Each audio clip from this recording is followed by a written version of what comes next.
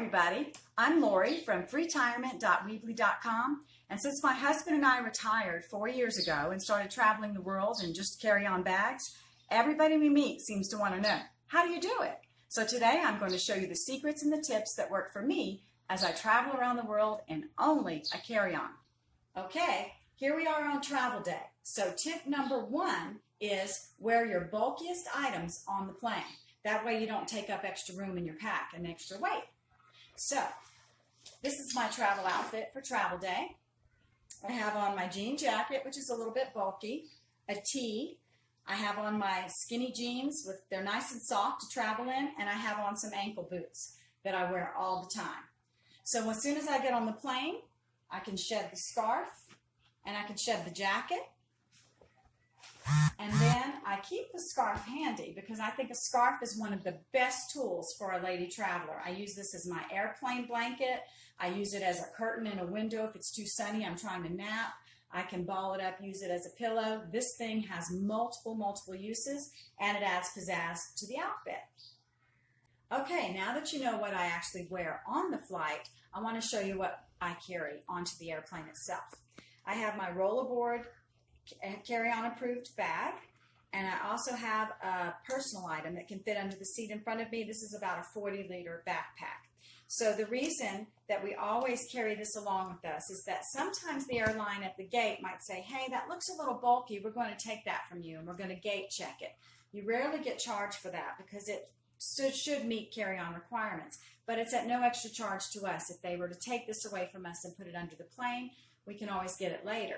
So tip number 2 is in your personal item that goes under the seat in front of you, have your most essential items. And I'm going to show you what those are.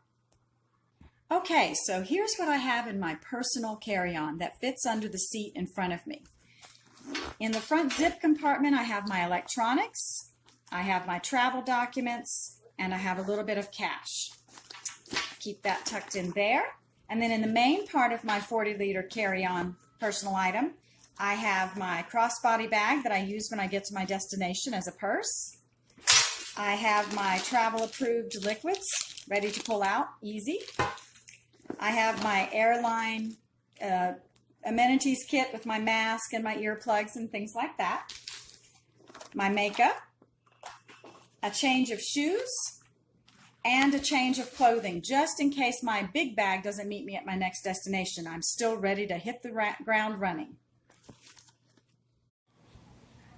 Okay, so I'd like to show you what's actually inside my rollerboard carry-on bag, and I'm about to give you a tour of each item. Okay, so tip number 3 is packing cubes and a capsule wardrobe are your friends when you're traveling full-time. So I'd like to show you what's in my packing cubes today. I have 3 different ones here. In my smaller packing cube, I have things like my underwear, reading glasses, adapters, and it zips up nice and tight, holds lots of things. And then in my larger packing cubes, I have my capsule wardrobe, which I said is my mix and match. What I do is I carry about 4 bottoms, which I keep in this gray large capsule, and I carry about 8 tops. And if you can mix and match everything, 8 times 4 is 32. That's a month's worth of outfits. And I'm constantly able to change things up and jazz things up with accessories or a scarf. So people rarely see me in the same thing twice. So in my gray capsule are my bottoms. And I have things like a long skirt. I have my jeans, of course, which I wear on the plane. I have a long pair of black pants. And I have a shorter black skirt. Plus, in my capsule wardrobe, I have things like leggings and sports bras and camisoles. And these are great because I also use these for my pajamas. I don't carry a separate pajama set. I just use my leggings and a camisole or a t-shirt and use this as a pajama. And that way I can use them as an underlayer, as a workout layer, and I don't have to have a separate set of pajamas that are more limited in their use. That's in my bottoms. In my tops, I have a variety of colors, you see. Lots of versatility, some long sleeve and some short sleeve, and all of my tops go with all of my bottoms. I can dress them up, I can dress them down. So this is the perfect capsule wardrobe that will take me on a trip from 3 weeks to 3 months or longer. As part of my capsule wardrobe, I'd like to show you my travel shoe collection. This is what I take with me on all trips. Now you remember I have on these boots. They're leather, they're ankle boots. And I also carry these 4 pair of shoes for other occasions. I have a nice walking slip-on kind of a fashion tennis shoe. I have this, instead of flip-flops, I think these are a little bit of a dressier shoe. They're a little rubberized. I can wear them dressed up, or I could even wear them to the beach in the water because they're waterproof. I have a pair of flats that can dress up an outfit very, very quickly and easily, and they're quite comfortable, good traction. And instead of hiking boots, I typically travel with my trail runners. These work for everything from Zumba class to going on a hike through the Cinque Terre in Italy, and they're very, very versatile, and they're also waterproof, so I can walk in the rain in these. That's my capsule shoe collection. Okay, and here are some other items that I also carry in my rollerboard carry-on bag.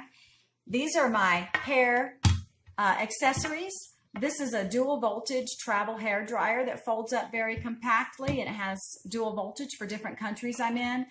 I have to admit to you guys, I have a love-hate relationship with this InStyler, but I find that it's the best for taming my sometimes frizzy, unruly hair. So I do travel with this, even though it's bulky, and it has saved me on many occasions. So these are the 2 things that I carry for my hair. Finally, I carry a very light collection of jewelry that kind of goes with everything, some earrings, a few bracelets, a few necklaces.